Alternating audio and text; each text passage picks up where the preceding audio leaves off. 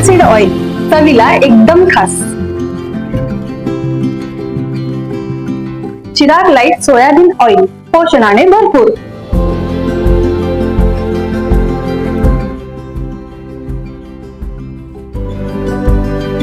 Chirag light तेल, खाओ बढ़िया खिलाओ बढ़िया.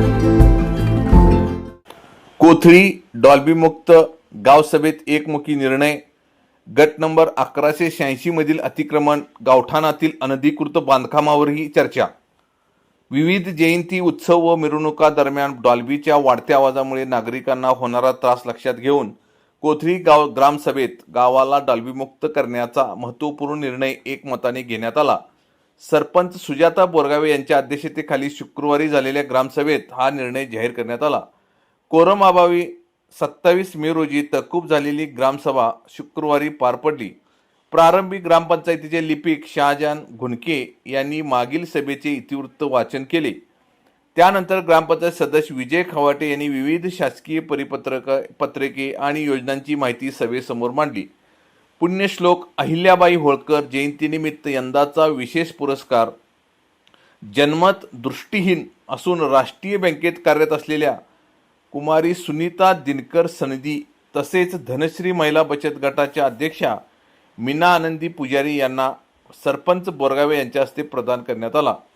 ग्रामसभेत माझी वसुंधरा अभियान, मुख्यमंत्री समृद्ध पंचायत राज अभियान 2026-27, आपत्ती व्यवस्थापन आराखडा व मान्सूनपूर्व तयारी याबाबत चर्चा करण्यात आली.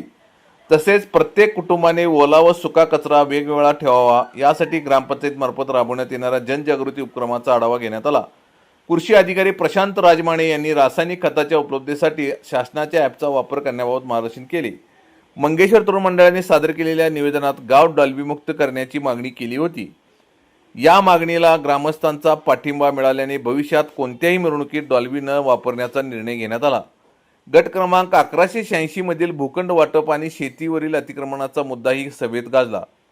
भूखंड बचाव समितीचे अध्यक्ष राजाराम कांबळे व बापू तिवडे यांनी 53 भूखंडधारकांना अद्याप जागा मिळाली नसल्याचे सांगत पश्चिमेकडील अतिक्रमणे हटवण्याची मागणी केली.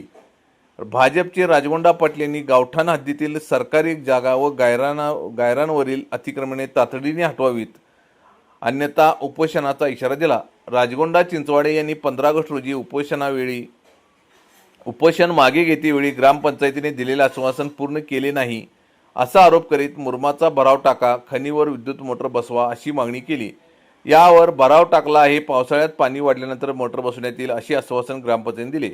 संदीप कांबळे यांनी गावात सुरू असलेली दारू विक्री गावापासून दूर अंतरावर करण्याची मागणी केली. यावेळी पंचायत समिती सदस्य सौ ज्योती कांबळे, उपसरपंच वासंती पाटील, ग्रामपंचायत सदस्य भरतेश खवाटे, भीमगोंडा बोरगावे, विलास कुर्वी, बापू तिवडे, कृपादान तिवडे, आकाराम धनगर, संदीप कांबळे, बंबलू पुजारी, गणेश पुजारी, मल्लाप्पा धनगर आदींसह ग्रामस्थ उपस्थित होते. कोथळी टाइम्स न्यूज चॅनलला सबस्क्राईब करा, लाईक करा, बेल आयकॉनला क्लिक करा. ताज्या घडामोडीसाठी आमचा नंबर आपल्या ग्रुपमध्ये ऍड करा.